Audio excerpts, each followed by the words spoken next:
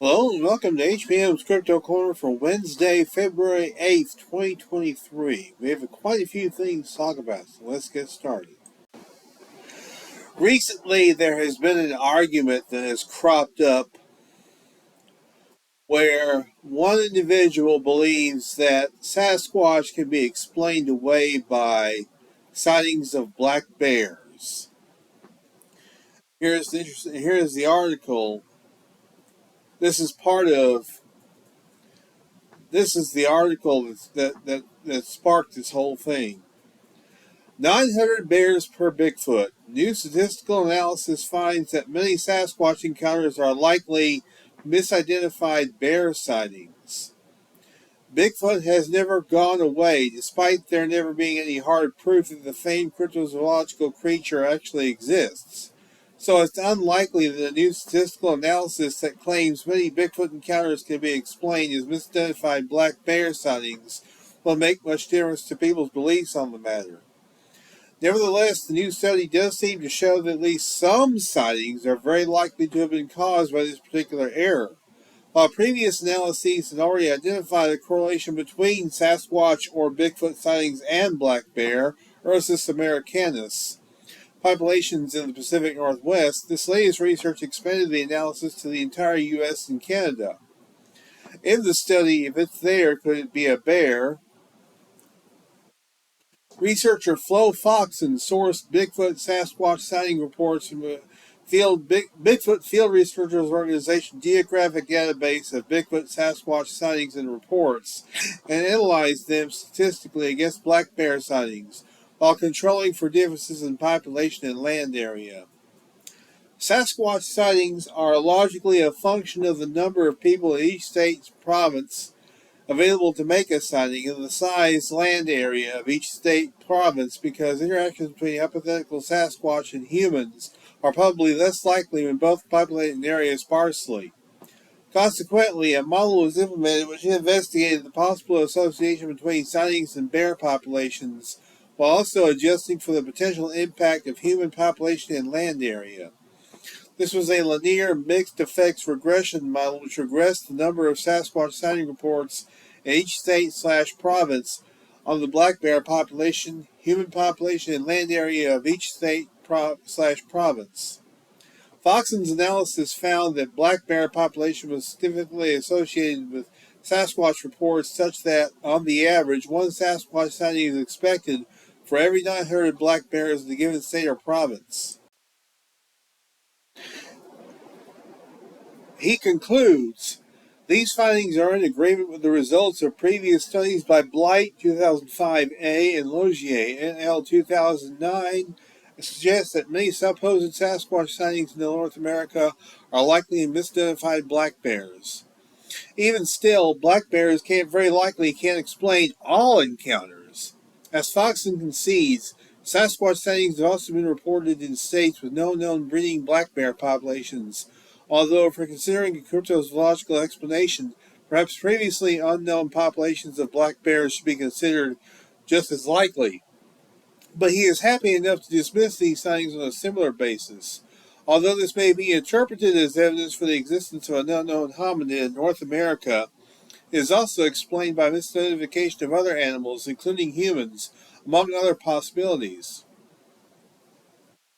Foxon also recently published a separate statistical study on a specific explanation for another famed crypto beast, but in that case he found that the Loch Ness Monster was unlikely to be explained by it being a giant eel. Well, again, we have a case of science has spoken again. Science has rendered its verdict and found that Sasquatch can be easily explained away. Yeah, right, sure.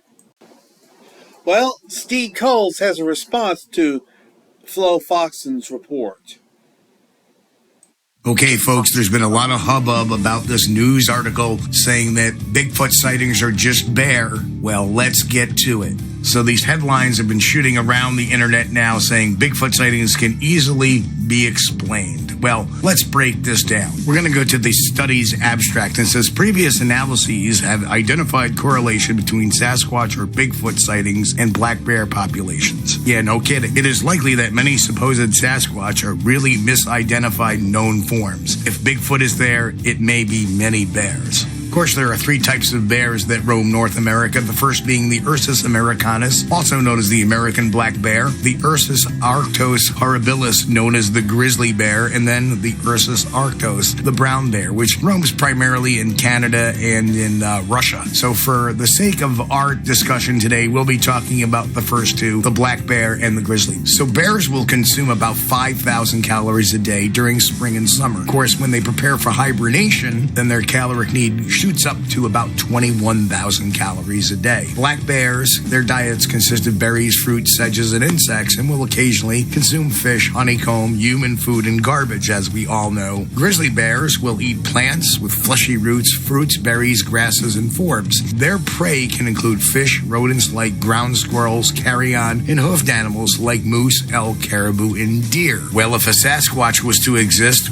what would it eat? Well, it would eat berries and fruits, grasses, sedges, insects, honeycomb, human food, garbage, fish, rodents, carrion, hoofed animals like moose, elk, caribou, and deer. In other words, it would eat anything a bear would likely eat. So to understand how this study could miss the obvious, that very simply, they hunt the same things, they eat the same things. This means they would be in the same habitat. Well, to understand the study, we must look at who did this study. And the person who did this study was Flo Foxon, and she specializes in data management and analysis with an emphasis on simulation modeling. What one must remember is what Flo Foxon is not. She's not a wildlife biologist, an ecologist, an anthropologist, a zoologist, paleontologist, or a fish and wildlife scientist. Her entire conclusion is based on a biased opinion that Bigfoot does not exist. In fact, she states that, well, geez, there's so many bear here in this area where there's Sasquatch sightings, people must be seeing a bear and misidentifying it.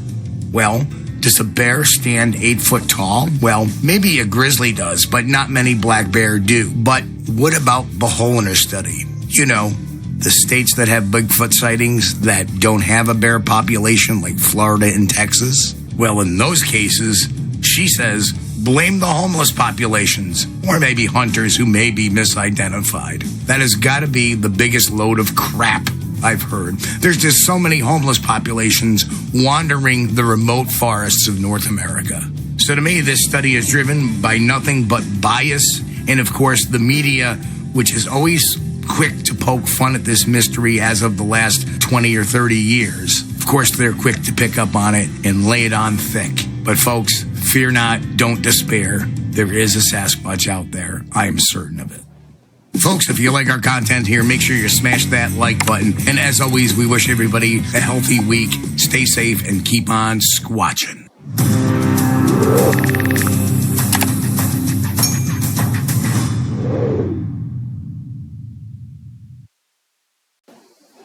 And there you go, from Steve Coles. And I find that to be a very, very well balanced and very well said editorial. I don't think I could have said it any better myself.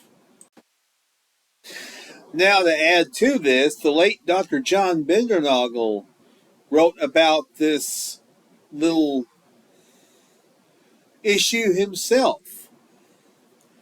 He wrote, this is from his old website, BigfootBiologist.org. Are Sasquatch merely misidentified bears? Many wildlife biologists and mammalogists have suggested that eyewitnesses who had claimed to have seen a Sasquatch may actually have been looking at a bear on its hind legs and misidentifying it. The problem with this explanation occurs when experienced outdoors workers, such as forestry workers, hunters, trappers, prospectors, and commercial fishermen, experienced outdoor people who know bears, observe a Sasquatch. People like them, who may have seen dozens or even hundreds of bears, know that whenever they observed, it was not a bear. And on this subject, they may be better eyewitnesses than doctors, lawyers, and even law enforcement officers. Although the resemblance of an upright bear to a Sasquatch is only superficial, the desire of wildlife biologists to explain Sasquatch reports as those of misidentified bears is understandable. North American mammal field guides do not yet include the Sasquatch as a North American mammal. The authority of these published mammal field guides is a very powerful force in shaping the opinion that if the Sasquatch were indeed an extant or real animal, it would have been included by now. One of the major contributions of my books, in my opinion, is the inclusion of the field guide type illustration of a Sasquatch by Wendy Dick. She drew a generic Sasquatch for comparison with that of an upright black bear, and the illustrations are placed on facing pages for comparison. These drawings appeared as figures 3 and 4 in North America's Great Ape the Sasquatch, and as figures 13.1 and 13.2 in the recently published 2010 book, The Discovery of the Sasquatch, Reconciling Culture, History, and Science in the Discovery Process. And here is the illustration. Obviously, what we have on the left here is a bear. This is a bear sitting on its hind legs. Note the tapered shoulders, the low crotch, the arms in front of the sitting in front of the creature, on the front of the creature, rather than to the sides, as with the Sasquatch. Notice the high crotch. Notice the large shoulders. Notice the head, which looks nothing like a bear. No ears sticking up here. No snout either. Notice no snout on the Sasquatch. So I have a hard time believing that Sasquatch can be misidentified as a bear.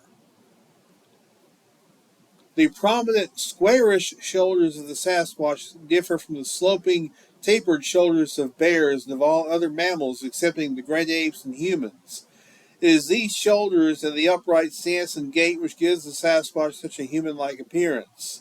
When such illustrations become available, otherwise inexplicable reports begin to make sense, since the flat face of the Sasquatch is indeed at variance with the prominent snout of the bear. Had observers of the Sasquatch had been presented with this alternative to an upright bear, they would at least have had the opinion of choosing it, rather than be forced to conclude that they must have seen a flat-faced bear or a bear with his nose shot off. An experienced British Columbia prospector who observed the Sasquatch in 1965 stated, "I don't know what it was, but I know what it wasn't, and it wasn't a bear." Most North American educated wildlife biologists have had little or no exposure to the biology of the great apes. The result of this omission is that, to most North American biologists, reports of an animal resembling an upright gorilla throwing stones, beating his chest, breaking branches, and vocalizing loudly may appear to so unlikely as to not make sense. As a result, reports of such behavior may be discounted and remain unfiled. Had North American biologists have been more exposed to the primatological literature pertaining to the great apes of Africa and Asia, and more cognizant of the anatomy and behavior of those species, they might have been much more open to Sasquatch reports. The tendency of wildlife professionals to treat Sasquatch reports as reports of misidentified bears may actually attest to our ignorance of great ape anatomy and behavior. Sasquatch tracks may be a similar situation. Published field guides of animal tracks do not include those of the Sasquatch. As a result, many wildlife biologists have suggested that reports of Sasquatch tracks are those of bears, the hind foot of which does include a heel and the track of which is a plantigrade track like that of the human Sasquatch foot. Bear tracks in soft substrates such as mud or wet sand, however, include claw marks and are not easily mistaken for the large human-like tracks of the Sasquatch. In fact, bear tracks in soft substrates such as wet mud or wet sand always include claw marks and are not easily mistaken for the large human-like tracks of the Sasquatch. What we have here, we have grizzly bear footprints. And we have on the left, and on the right we have what appears to be a Sasquatch footprint compared to the boot print of a hunter, a Vancouver, BC deer hunter. So, what do you guys think? Bear or Sasquatch? I think we can see the differences pretty easily here. Here and here. Case closed. Now, here's something interesting. Don't confuse this strange sound with the Bigfoot call. Bears don't sound like they do in the movies. What is that weird call you hear coming from the woods? Is it the legendary Bigfoot making that odd, wavering, reverberating holler? It might just be the usual Sasquatch suspect, a bear. One of the keys to being able to identify a cryptid is knowing what else it could potentially be, and in the case of bears, that can sound different than one expects.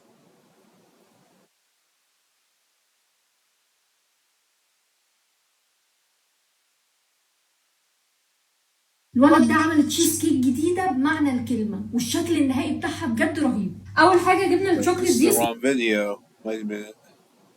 I'll get this straight in a second, guys. Hang on.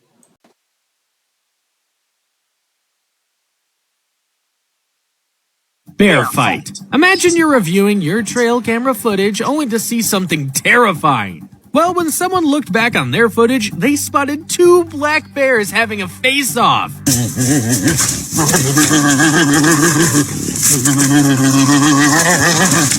For one thing, and one thing only, the territory.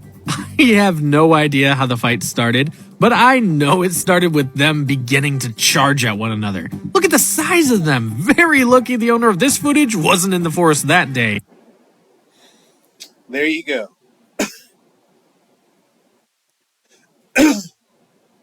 It's easy to think we know a lot about bears from seeing them on television or in movies, but do you know how much of that is movie magic? Unlike dogs or cats, bears can't be trained to vocalize on command in the same way, and will only make aggressive sounds within an aggressive frame of mind, which is not something that can be encouraged on a production set. Trained bears for cinematic creations are taught to open their mouths, display their teeth, and other visual signs that we interpret as aggressive, but the sounds are added in post-production effects. These sounds aren't even always of bears, sometimes being a mixture of distorted animal noises for dramatic effect. This is fun for a viewing experience, but can often leave people misguided as to what noises bears really make, and which ones are aggressive warnings to get away from that bear fast. Aggressive noises are surprisingly not the worst news for anybody meeting a bear in the great outdoors, as it indicates the bear views you as a threat and wants to avoid confrontation by scaring you away. Much more worrisome is a silent bear, or one sounding anything that can be described as cute. This indicates the lack of fear, and when bears attack prey, they are silent.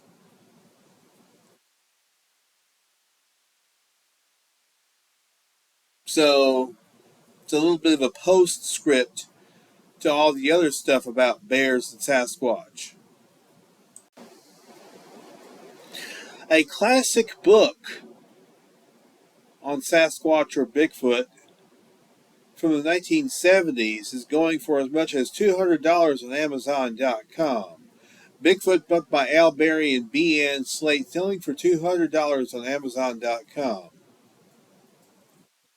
Bigfoot by B.N. Slate and Al Berry is a classic and highly sought-after book that has captivated readers for decades.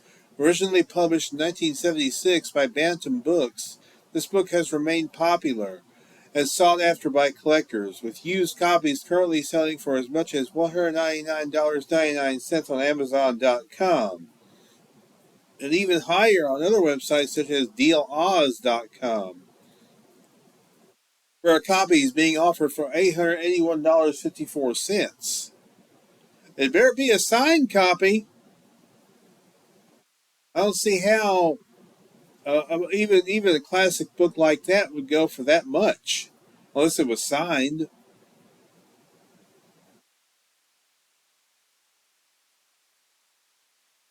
Now we see here, this must be the pricing, some of the pricing for the book. It goes from anywhere from $85 to $200 to, here we are, $881.54. $93.59, $94.90.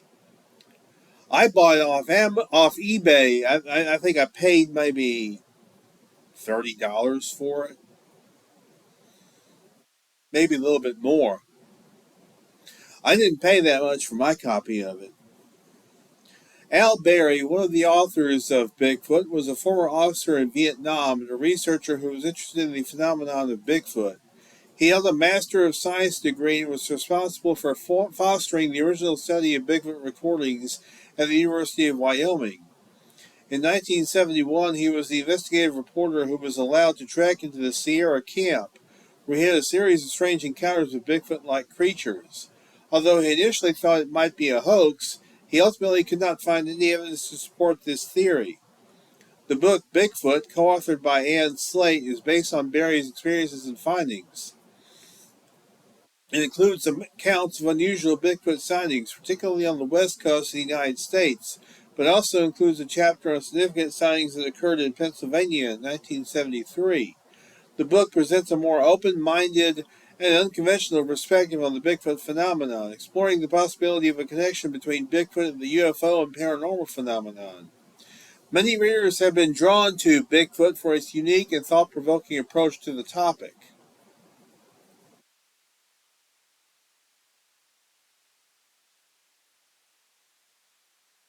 One reviewer described the book as a very fun and informative look into one of the wackiest segments of the American subconscious, while another praised its exploration of the UFO and maybe paranormal psychic connection to Bigfoot. Another reviewer encouraged readers to stretch their minds and consider the possibility that Bigfoot may be more than just a flesh and blood terrestrial creature. Despite its age, Bigfoot remains a highly sought-after book, with used copies currently selling for as much as $199.99 on Amazon.com and even higher prices than other websites. Its enduring popularity is a testament to the enduring fascination with the mysterious and elusive Bigfoot creature. The rarity and high demand for this book has made it a valuable collector's item, with some copies selling for hundreds of dollars. For fans of Bigfoot and the paranormal, Bigfoot is a must-read, which offers a unique and thought-provoking perspective on this enduring mystery. So, again, a copy for about $900? That's crazy. Like I said, it would have to be a signed copy. At least I think it would have to be a signed copy in order to be worth that much. And I tell you something, classic books like that have to be very carefully read. You have to be very careful that you don't accidentally tear the pages out or something like that. The pages will be loose sometimes and fall out. It would have to be either a mint condition book or a signed copy, like I said.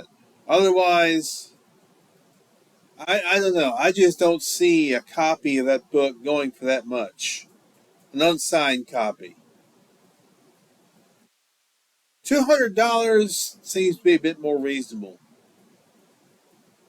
And even that's stretching it.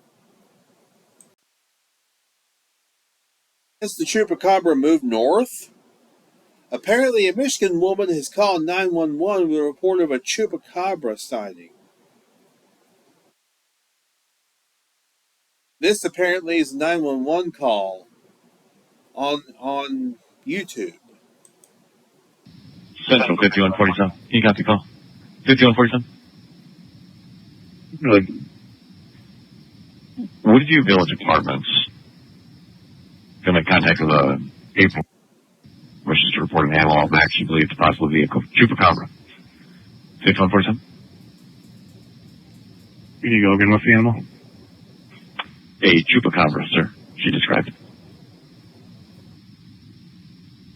Turn around. 2147. There's been a high amount of sightings for those in that area lately, by the way.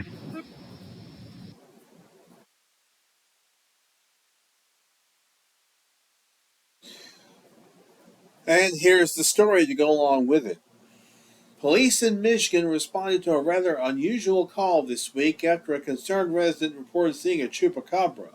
According to a local media report, the strange incident occurred this past Wednesday evening when a woman in the community of Jerome Township phoned 911 claiming that the infamous cryptid was lurking outside her home, and, as if that were not odd enough, the creature was accompanied by a capybara.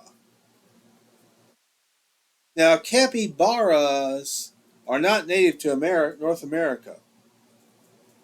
Despite the wholesale weirdness of the call, or perhaps because of it, police were dispatched to investigate the report of a blood-sucking chupacabra and its docile rodent companion roaming around the area. An amusing recording heard above of the exchange between the 911 operator and the officer who received the assignment captures the absurdity of the situation. After hearing that a woman named April wishes to report an animal out back she believes could possibly be a chupacabra, the cop does something of a double take and asks the dispatcher, "What's the animal?" Upon receiving confirmation that indeed the resident had reported seeing the cryptid, the officer indicates that he is heading over to the location and, following several seconds of silence, he deadpans. There's been a high amount of sightings of those in that area lately, by the way. As one might imagine, there was neither a chupacabra nor a capybara to be found when police arrived on the scene. Sheriff Myron Green later explained that responding officers verified that there was no evidence of any strange animals, and when the woman was asked why she might have thought she had seen the creatures, she said she was coming off using some intoxicated substances. Despite that revelation, the woman did not get into any trouble for making the misguided call to 911, as Green mused that she honestly somehow believed those animals may have been there. So, I guess we have a case of chupacabra coming out of a bottle, whether it's medicine, whether it's a medicine bottle or an alcohol bottle. But it makes it quite inconvenient for cops, that's for sure. It seems like it's a false report or a hallucination. I'm voting for a hallucination myself. I mean, why would somebody see a capybara, which is not native to the American shores? That's kind of crazy. It's weird. It really is. Why would a chupacabra be running around with a capybara? I would think the chupacabra would prey on the capybara.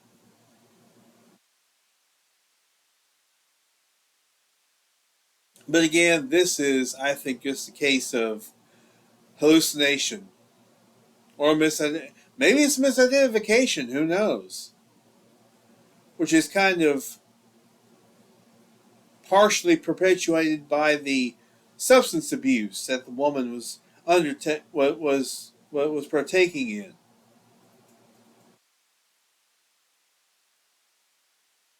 This is just crazy.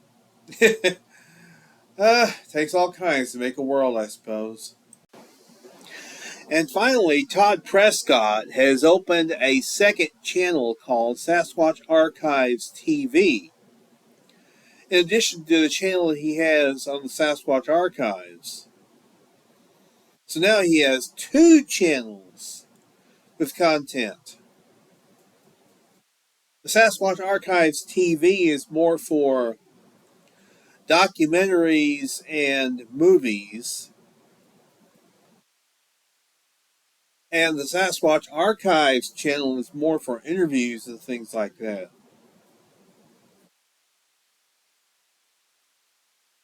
So I think it's pretty cool. Todd has put in a lot of work on this channel. He's gotten contributions from Larry Lund and Gene Robinson as well. So it's cool. It's good stuff. He's got a lot of content here on this channel.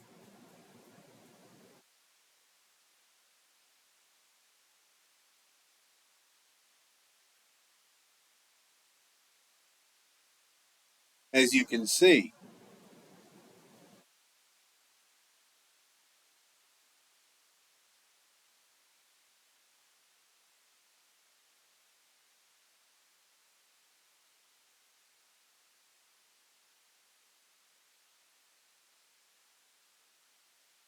So yeah, good job, Todd. He's really doing a great thing for the Bigfoot community. He's contributing in his own way, which I think is pretty positive. And that's going to do it for this week. Well, thank you for tuning in. You guys are the heart of the show. I always say that, but I always mean it. And I'll continue to do this as long as you guys want me to. And hey, until next week, y'all be good or be good at this HBM's Crypto Corner.